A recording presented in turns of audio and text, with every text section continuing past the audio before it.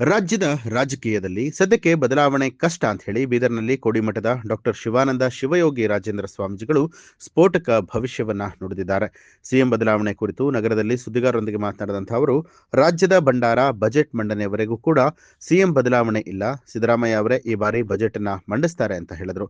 ಇನ್ನು ಹಾಲುಮತ ಸಮಾಜದವರ ಕೈಗೆ ಅಧಿಕಾರ ಬಂದ್ರೆ ಬಿಡಿಸಿಕೊಳ್ಳುವಂಥದ್ದು ಕಷ್ಟ. ಯಾಕೆಂದ್ರೆ ವಿಜಯನಗರ ಸಾಮ್ರಾಜ್ಯ ಕಟ್ಟಿದ ಹಕ್ಕಬುಕ್ಕರು ಛತ್ರಪತಿ ಶಿವಾಜಿ, ಕಾಶಿಯ ರಾಣಿ ಅಹಲ್ಯಾಬಾಯಿ ಹಾಲುಮತದವರು. ಹಾಲುಮತ ಸಮಾಜ ಪ್ರಾಚೀನ ಸಮಾಜ ಆಗಿದ್ದು, ಈ ಸಮಾಜದಲ್ಲಿ ಮೊದಲ ಬಾರಿಗೆ ಸಿದ್ದರಾಮಯ್ಯ ರಾಜ್ಯದ ಸಿಎಂ ಆಗಿದ್ದು, ಈ ಸಮಾಜದವರ ಕೈಗೆ ಅಧಿಕಾರ ಬಂದ್ರೆ ಬಿಡಿಸಿಕೊಳ್ಳುವಂಥದ್ದು ಕಷ್ಟ.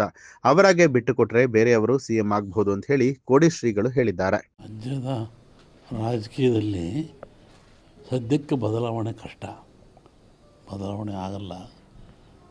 ಏನಿದ್ರೂ ರಾಜರ ಭಂಡಾರ ಅಂದರೆ ಬಡ್ಜೆಟ್ ಅಂತೇನೋ ನೀವು ಕರಿತಿರಲ್ಲ, ಆ ಬಡ್ಜೆಟ್ ಆಗಬೇಕು. ಯುಗಾದಿವರೆಗೂ ಬದಲಾವಣೆ ಆಗೋದು ಕಷ್ಟ. ಹಾಲು ಮತದವರ ಕೈಗೆ ಸಮಾಜ ಅಧಿಕಾರ ಬಂದರೆ ಬಿಡಿಸ್ಕೊಳ್ಳೋದು ಕಷ್ಟ. ಯಾಕೆ ಅಂದರೆ ಹಕ್ಕಬುಕ್ಕರು ಹಾಲುಮತ ಸಮಾಜದ ಪ್ರಮುಖಲ್ಲೊಬ್ಬರು.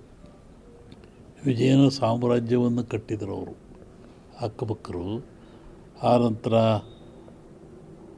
ಛತ್ರಪತಿ ಶಿವಾಜಿ, ಆತ ಹಾಲುಮತ ಸಮಾಜದವನು.